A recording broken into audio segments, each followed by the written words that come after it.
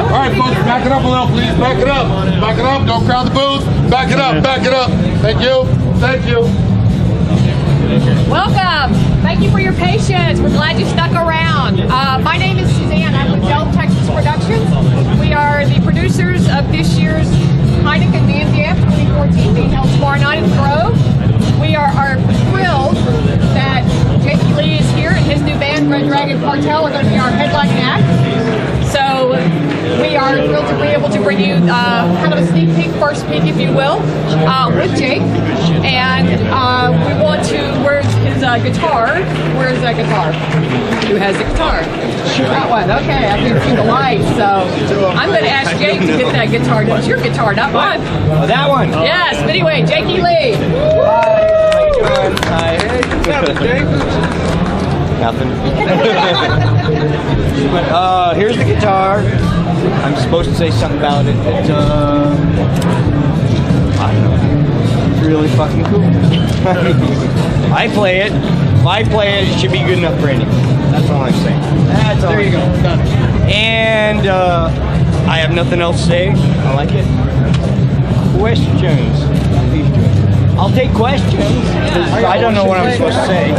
What? Excuse me. Play it now. Hey, Jake. I know. How does it feel My to be day off. Hey, Jake. It's my day off. I've been drinking already. How does it feel to be back? It feels a lot cooler than I thought it would. A lot of people still give a shit. Yeah, absolutely. Hell yeah. Which I'm surprised about. It's been a long time. And Yeah, right back to the Can we say welcome back? All that good stuff. Oh, yeah. Yeah, well, the US Festival. Yeah. Yeah, no, it feels, it's funny. It feels very heartwarming. Because a lot of people care. Was it just through Eddie Trump, or was there other stuff involved kind of get you around? There was a couple of things. Was it? Yeah, because I was happy. Well, not happy. I was content. Right. Not doing anything. I did what I did, whatever it is. But one day I was chasing an ice cream truck. True story. True story. I'm sitting in the house and I hear an ice cream truck and go, God damn it, I want an ice cream. So I run out there and he's going down the street and I'm like, no, not this time, motherfucker. So I chase after him and I know I could cut across and cut him off over this wash. So I make the jump, but I didn't make it. I ended up falling about 12 feet and I was barefoot and I shattered my heel. So I'm at the bottom of this wash because nobody saw me, and I realized two things. One, I should buy a cell phone because nobody saw me and I'm just sitting there going, Arr! And second, I'm not doing a whole lot with my life. I have one thing to offer. It's music, and whether or not it's a big audience or not, if anybody cares, then that's what I should do. And I realized that at the bottom of the wash. So You didn't get the ice cream either. I didn't. Although when they rebuilt my heel, and I told them the whole story, they did get me ice cream. When I woke up after the surgery, I had ice cream. Yeah. The profound moment, basically. Yes. Chasing ice cream trucks. Anything else? Are you Yes. going to have any CDs available tomorrow night for sale? Wow. I don't think so. It comes out But I'm not really kept in the loop. I'd love to have you sign one. That's why. Oh. I'm looking for somebody. Comes out somebody would Tuesday. know. I don't think. What? It comes out on Tuesday. Comes out Tuesday? I don't think. Nice. That's. Wow. Well, now I feel a little basic. God, that's pretty cool. Yeah, I don't think we have any CDs for sale. No. We have T-shirts. I got one at San Diego. Did you? Yeah, best show ever, bro. Was it a long sleeve? No, I got a short sleeve. Oh, we got the long sleeves where we wanted Dragon going all the way up. Yeah. But they fucked up and it was only this big. It looks like a mustache. So those will be collector's items. Oh, really? Okay. Wow. How'd you come up with the name, Red Dragon? I didn't. Kevin Churko did. He just brought it up one day. He said, "How about Red Dragon Cartel?" Yeah, that's pretty fucking cool. Yeah. We'll take it. And he doesn't want anything for it, so that's cool. Anything else? When you did you do anything special? Those lights are really Wait, hard. did you do anything special to the bolt-on when you used to, like, you know, bend the neck, no whammy kind of thing? Did you do anything to it, or you just kind of give it a little? No, I mean it's pretty thin, and the secret is putting your hand up there at the very end and just clamping down. Give it a little. Yeah. And you can't break them. I tried, because that would be awesome, I thought. When I was in Ozzie and there's a photographer cycle, yeah, if I break this thing off, how cool will that look? I tried a lot of times, I couldn't. So, yeah, it's a safe guitar. Child safe. Anything else? Do you still have any of your old Charvels from when you were with Ozzie? Well, Whitey I still have, but, you know, the blue one, I think I gave the blue one to Ann Lewis. I played on one of her albums, big Japanese star. Purple one I think I gave to Hard Rock a long time ago. I don't know where it is. Okay. But yeah, I know. There was a gold sparkle one they made for you a while back that you didn't take. Who did? Charvel? Yeah, that they made for you a while back. It was gold sparkle, but you didn't take possession of it. Why? Oh, I kind of remember that. Yeah, that was like 90 or 89 or 90. Yeah. Because it. Here's the owner of it. I met you at Badlands. Well then, I was gonna say why I didn't, but No, come on, let's hear it. We want to know. Come on. you know, I sound like shit. Okay. it didn't sound. We can live with that. Yeah. I mean, I didn't like the way it sounded. It didn't sound like shit. It wasn't your tone. Yes. That's fair. I didn't like the way it sounded, and that was the beginning of the end for me and Charvel. Okay. But welcome At that back. time. Yes. Now I'm back. Now they're finally making decent guitars for me. That's just because I'm standing here. It's because he's standing right there, and he's buying dinner tonight. So, yes, right? Yes. And drink for everybody. And drinks, And drinks. right? Not for you guys. What's your favorite tune on the new album? Your favorite, personally? All of them? Nobody's asked me. Yeah, that's okay. Kudos. Wow. It's like, I love your to see favorite kid, right? Deceived? That's the one you just made a new video of, right? Yeah. That's yeah. just- Like that. I would have to say it's one of two. It's either Feeder, because that was the first song that we wrote in the studio, and it's before I wanted to commit myself. Before I said, yes, I'm coming back, I'm gonna do something. I was still a little, whatever. After I heard Feeder with Xander and Peterson and Jeremy, all the other guys on there, that's when I heard that song played back, that's when I committed. That's when I said, yes, I'm gonna do this, because I didn't realize how much I missed it until that point. So maybe Feeder, or maybe Exquisite Tenderness, the piano thing, just because it was the first song I ever wrote, and it's been hanging around for, well, let's see, I was 15, 57 now. Somebody else do the math. I'm half Japanese, but what? Yeah, 42 years it's been sitting around, and I finally got to put it on something. So it's one of those two. All right. How'd you end up with Xander on your album? How'd you pick Xander? We couldn't find any good guys to sing it, so. He was, when listening back to the song, and Ron Mancuso was singing on it, and he's not here, but I would make him demonstrate. He's a horrible singer. He's worse than me, and he's just a bad singer. So we're trying to imagine somebody else sing it, and Xander just was the first one that came to mind, and thank God he said he would do it. Great. Love it. Anything else? I'm starting to get all sweaty and stuff. Live or No more pictures! live or recording studio? What do you prefer? What? Live playing or in the studio? Do you have a preference? What do you enjoy more? No. I enjoy both, and I get tired of both. You know, in the studio it's fun for like a month, 2 months, I think that's the cutoff point. Three months. After 3 months, then it becomes toiling, and on tour after 3 months, it becomes maybe not toiling, but not fun. At first, it's like, I'm out with the boys, we're having fun, blah blah blah blah, and then after a while, it just becomes work. You'll have fun on the Monster Rock Cruise. The Monsters of Rock That's a good tour. time, man. I know. I just saw the website Yeah. maybe 3 days ago. I didn't know it was going to be that nice. Yeah, you're gonna have a blast on that. I thought it was just like some big Gilligan's Island boat, you know, and a bunch of rock bands on it. And then I saw it, and It's an awesome. they have time. elevators and shit on there. Yeah. No, it looks like it'll be a lot of fun. Anything else? Jake, you wanted recognition for the songs that you wrote back with Ozzy. Did you end up getting that recognition that you wanted? No. No. I mean, come on. I'm not going to get it. I mean, I'm getting it a little bit now, but I think it was always obvious, and I just, yeah. And it's sad because I don't know why exactly. I mean, Sharon. And I don't want to say names. I don't want to say names.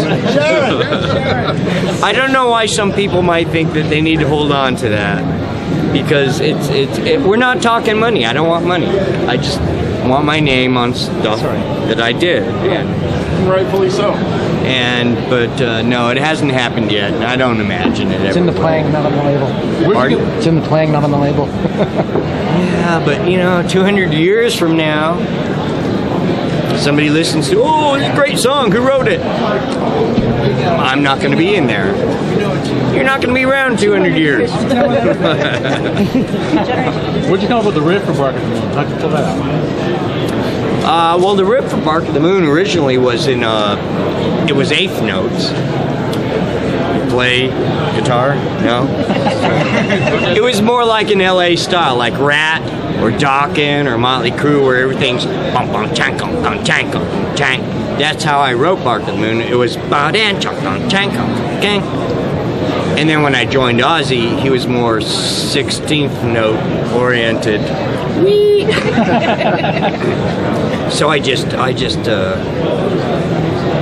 transposed it from 8th notes to 16th notes. See, yeah, shouldn't ask the question because now you don't know what the answer is. But that's how it was originally written, more LA style, and I changed it to Ozzy style when I joined the band. Okay. Has your approach to the guitar and your style of play, has it changed today versus maybe what it was, back then? A little bit. As far as because I was always, I don't know. I love all kinds of music. So to me, my guitar playing, I would like to encompass, say, the complexity of Coltrane or Miles Davis. Well, let's say guitar players, a Wes Montgomery, and at the same time, Johnny Thunders, James Williamson, who, Iggy and the Stooges. I liked all that, and I wanted to incorporate all of that. And when I got Ozzy, I was obviously filling some big guitar hero shoes, so I knew I had to concentrate more on flashiness and technical proficiency, which I had never done before that, really, and I really haven't done since that, because I still have that really punk sort of attitude where I like the sound of somebody playing and he's right on the edge and he might fall off. It might fail miserably, but if it succeeds, then it's glorious. I like doing one or the other. I don't like just, okay, I'm well rehearsed, here it is, did all the notes perfect. I would rather take the chances and some nights I suck, but some nights I feel godlike, and I want to shoot for the extremes, and I think when I was Ozzy, I was well rehearsed. I was a better player then. than I am now, but I'm shooting for the extremes. I might suck one night. Whiskey might have been one. San Diego wasn't. San Diego was not so bad. That was the best, bro. And interestingly enough, Vamped in Vegas was probably our best show, and we got the least crowd response. So, yeah, I don't know if the audience actually agrees with my really good or really bad thing, but Well, yeah. for me personally, it's a big influence, and thank you very much for. Because I noticed the difference between Ozzie and Badlands. Bought the Badlands record, like probably was totally different. And then, I've heard some of the tracks from Red Dragon Cartel. Yeah, and at some point you have to. The whole Guitar Hero thing is cool, but it's not as cool as being in a good rock band to me. And it's kind of hard to have both. You could be Jeff Beck, where you're. Yes, he is the god of guitar. Yes.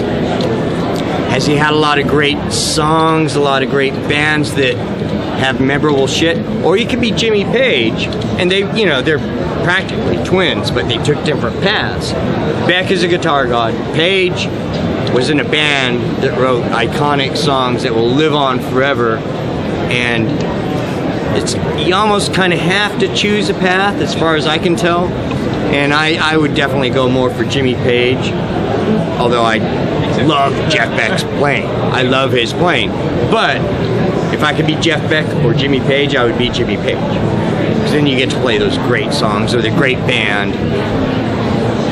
And that's really what I'm shooting for. So speaking of songs, if you could write a song, any song that was ever written, what song would you want to Well, if write? you saw the metal show, come on, Bark of the Moon, that was a fantastic song. Whoever wrote that. Wish I wrote that.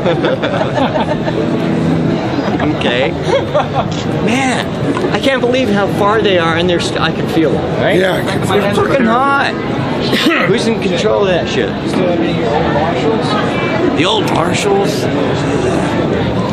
No. Well, it's the first time we. I had a ton of great Marshall. I had that old what do you call it, with the plexiglass faceplate, but it was gold and had the big.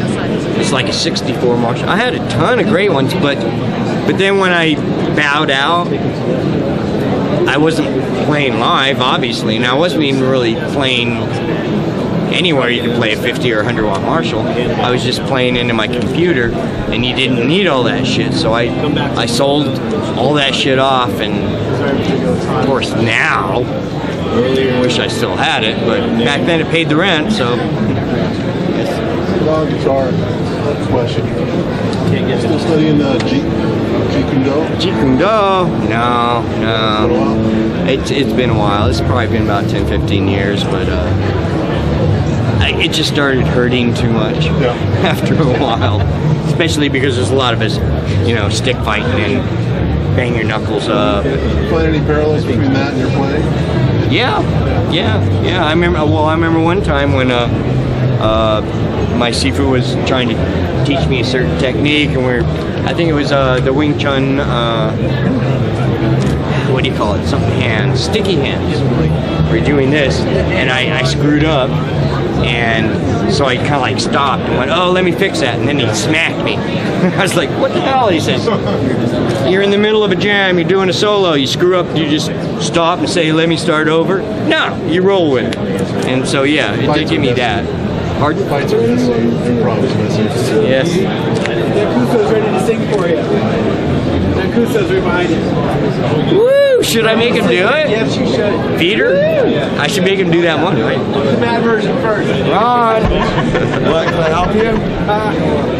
They want to hear you sing Feeder. They want to. You want to hear me sing Feeder? Because I was talking about how that was the first song we wrote. I was listening back to it. right, You're back up a singing little, it. folks. Your Back up. singing's got awful. Give me a little room. My singing is horrible. Kinda hot in here. But I Thank just, you. They want. we work out melodies. I'm just saying. It's getting warm. Yeah, Just saying. just a feet up. Don't let them suck you dry. You know, you write songs, you write lyrics, you sing it out, you try the best you can, but it's awful. I play in vocals, and it's just me screaming and yelling, but it's all about establishing the vocal melody, and then you know when a great singer sings, it's going to sound good. That's the process of writing, right? I'm pretty ready. Ladies and gentlemen, if you have any more questions, we're about to wrap this up, so this would be the time.